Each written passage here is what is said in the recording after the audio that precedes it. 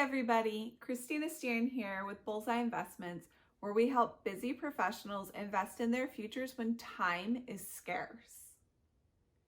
Today, I wanted to take an opportunity to talk about one of the most challenging, but also one of the most important things that you can do as a passive investor when it comes to determining what investment types are best for you. So, I remember my first entry into the multifamily syndication space, and I was hearing all of these terms that describe different investments, and I had no idea what anyone was talking about. I would ask Tim questions 5 different ways on 3 different days, and luckily, he was really excited for me to learn about it, so he was really patient while I was learning that information.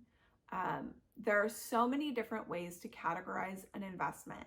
And knowing what you're looking for out of it and what type of investments fit that, and knowing the terminology that goes along with it, goes a long way in helping you get through looking at a deal and figuring out if it's the right opportunity for you faster, right? Because time is limited and you don't want to spend hours upon hours trying to figure out if a deal is the right one for you.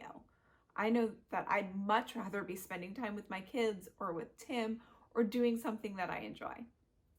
So today we're going to look at just one of those categories of how deals are labeled. So that the way we're going to look at them is, we know an investment, you put money in, you get money out, hopefully more than you initially put in. But when and how you get that money determines what type of investment it is within the multifamily syndication space. So hopefully by the end of this video, you'll be able to start narrowing down exactly what investment types meet your investment goals. So today we're going to talk about yield, value add, and hybrid investments. And hybrid take the best of the yield and the value add and kind of mesh them together to get a hybrid of the two. Let's go ahead and start with yield investments. Yield investments are ones that are going to cash flow pretty quickly. So you're investing in them because you want that quick turnaround on your cash. You want those distributions to start really as quickly as possible.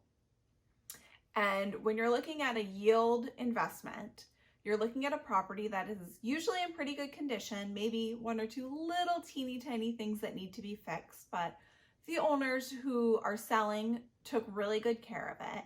And you're just looking to maintain that smooth course of action. The other thing with yield investments is your residents are usually in the 90% range about for people who are paying their rent on time. You don't have a lot of delinquency. You don't have a lot of empty units that are waiting. Now let's take a moment to talk about the value add opportunities. These are ones where you're buying a property for a usually lower rate, and what you're doing is you're renovating and adding value to the property itself so that the value of the property increases.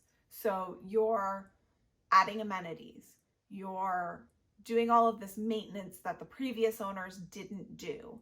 If your occupancy or the number of residents you had was really low when you bought it, the property, you're doing things to increase the number of residents you have, right? You're increasing that occupancy number. Now, this is different from a yield investment in that all of that money you're making from those residents is being funneled right back into the property to help fund all of these amenities and these changes and the things that you're adding to it, so that when you either refinance or sell, you are looking at a property that's worth way more, way up here when you bought it for way down here. You're increasing that value. Okay, so that brings us to the last type of investment, the hybrid investment. And like I said in the beginning, these are a mix of a yield and a value add investment, right? So you are going to get that cash flow, those distributions, sooner than you would in a value add property, but not as soon as you would in a yield property. And they might not be as high at first. And some of that money, not all of it because you are getting distributions, but some of that money is being put right back in the property to renovate it and add new amenities or update it or do that maintenance that the last owners didn't get the chance to do, and to make it somewhere that people want to live. One thing to note is with hybrid investments, you might end up getting more than a strictly yield investment towards the back end. You may not be getting much cash flow in the beginning, but your cash flow towards the end might be higher because of all of those renovations that you did to increase that value of the property. So you get those increased distribution payments because you have that increased cash flow. And then when you go to sell the property, it's worth more.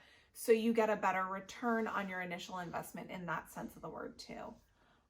These are for sure our favorite type of investments for what we're looking for in our goals right now, because it's setting us up to have that cash flow long term, not immediately, but longer term. And then when we do eventually sell some of those assets, the value has increased so much, there's that additional return on our investment. I hope this was really helpful, and now armed with the knowledge of what a yield, what a value add, and what a hybrid opportunity is, you can go out and decide which one of these actually meets your long-term investing goals, so that when you're looking at multifamily investment opportunities, you know this does not meet my long-term goals. I am not going to waste time even looking at this deal. I think it's also really important to note that you might eventually want to invest in all three types depending on what your goals are, and that's totally okay. Having a nice blended portfolio like that is really great, but it's really important to know where you're going to start the first time so that you can invest with confidence and know that that most important goal that you have is definitely being met. If you like these videos, feel free to subscribe right below, and maybe drop us a comment in the comment sections letting us know whether or not this was helpful or any other videos you want us to make. Talk to you soon.